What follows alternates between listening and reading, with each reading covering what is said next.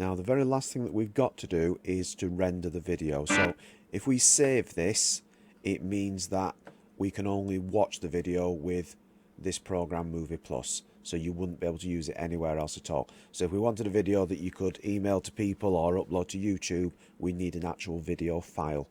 Now to do that, first of all, make sure you've definitely saved, and then we're going to go up here, look to export, and we're going to export as a file. Now, the most common file used nowadays is MP4. Some of the computers are not set up to use that though, so I would try MP4. If it doesn't work, you're going to need to go down to Windows Media. Let's try with the MP4 to begin with. So we click Next, and then it will come up with different types here.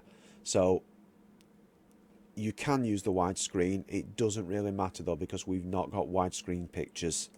But if you go with widescreen, I'd say probably go with the 720p PAL. Okay, so PAL is what we tend to use in this country, and it's the 25 frames per second there.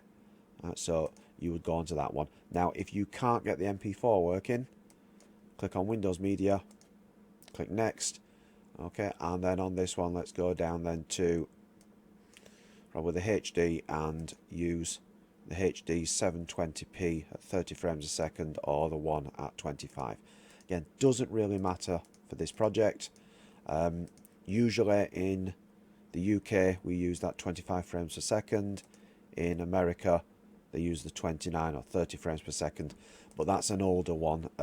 On modern monitors it doesn't make much difference really. Okay, so I'm going to go for that HD 720p. Now we click Finish. Okay, whatever it asks you there, just click OK. Alright, and then we just need to make sure that we're going to save that then. So you need to then go back into your drive and save it in there. So if we just call this one Advert 1 and click Save. Okay, and then it'll take a few minutes just to go through and render the video. So make sure you leave yourself time to do that at the end. So you can see it working its way along there now.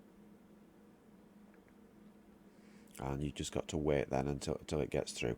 30-second video might take a minute or so, depending on the speed of the computer.